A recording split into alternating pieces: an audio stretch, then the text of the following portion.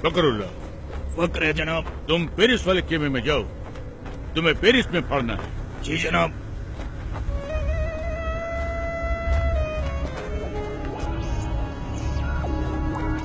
फकरुल्लाह। फकर है जनाब। तुम अमेरिका वाले खेमे में जाओ, तुमको अमेरिका में पढ़ना है। जनाब। फखरुल्लाह। फखर है जनाब। वो तो हमको भी है, तुम पर। तुम हमारे साथ आओ, तुमको हिंदुस्तान में पढ़ना है। मुझे हिंदुस्तान में शहीद नहीं होना जनाब।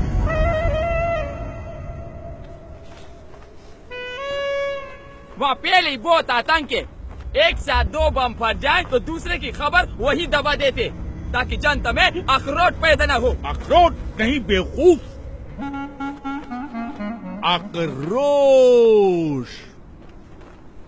बाकी का टीआरपी नेता ले जाते।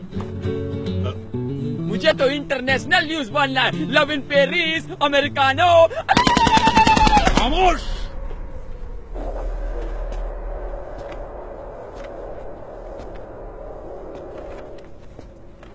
बदअक्ल, बदशक्ल, बेवकूफ, नामाकूल, गुस्ताख।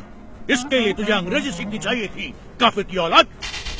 अब तुम 2 ही जगह पढ़ सकता है, या पाकिस्तान या हिंदुस्तान। हिंदुस्तान जनाब। अल्लाह, सुभान अल्लाह, बरकतुल्लाह, इंतजामुल हक, अल्लाह, ओस्मा बिन लादेन, अल्लाह। आओ मेरे साथ।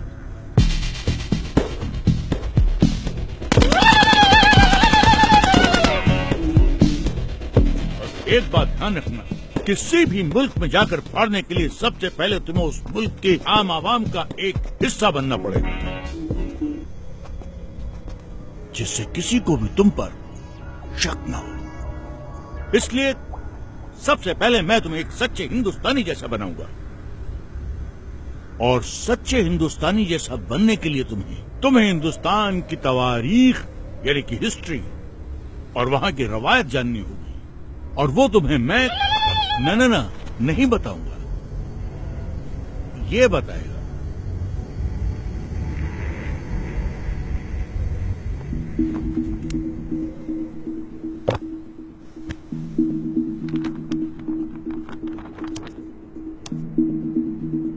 We made a tryst with destiny, and now the time comes when we shall redeem our place among those Indians who are now abroad.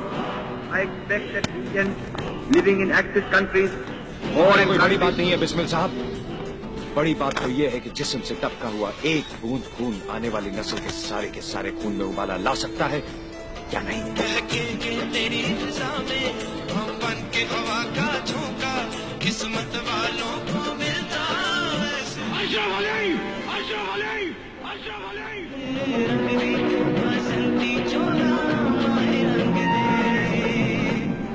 लेकिन हमारा हिंदुस्तान जिंदाबाद था, जिंदाबाद है और जिंदाबाद रहेगा। हिंदुस्तान जिंदाबाद। देखा जाए बर्बादियों का समा, ईश्वर या अल्लाह ये पुकार सुन ले, ईश्वर या अल्लाह हे दाता।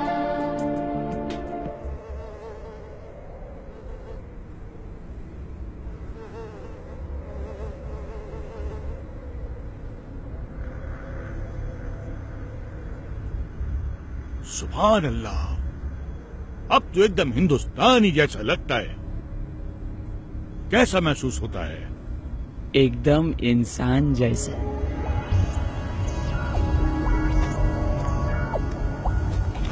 अब तू पढ़ने के लिए एकदम तैयार है।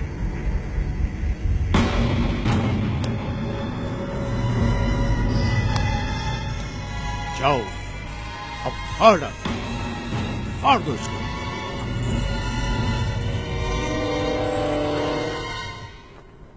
अगस्त 1947 सैकड़ों स्वतंत्रता सेनानी, जिसमें मुसलमान, हिंदू, सिख, ईसाई चारों कौम की शहादत के बाद भारत को आजादी मिली। एक ही तिरंगे के नीचे खड़ा होकर हम सब ने मिलकर भारत का संविधान बनाया, जिसमें जितना अधिकार एक हिंदू को दिया, उतना ही अधिकार एक मुसलमान को, और उतना ही एक सिख और उतना ही एक ईसाई को दिया। एक ऐसा देश जो हर मजहब को जानता हो, पहचानता हो, अपना मानता हो। ऐसा देश जहाँ पर हिंदू के मंदिर की घंटियों के साथ अजान मिलकर पूरे हिंदुस्तान को एकता का पाठ पढ़ाती हो। ऐसे देश में कोई कैसे बम फाड़ सकता है? एक ऐसा देश जहाँ पर हिंदू और मुसलमान दोनों फांसी के तख्ते पर चढ़ गए हो, झूल गए हो। ऐसे देश पे बम कोई कैसे फाड़ सकता है? खामोश, नामाकुल, बदबख्त, गड़रिये की औलाद, काफिर, वापस तो हमारा बाप, हम खुद फाड़ देगा, हम खुद फोड़ेगा इसको। अरे हाँ, छोड़ दो इसको। हम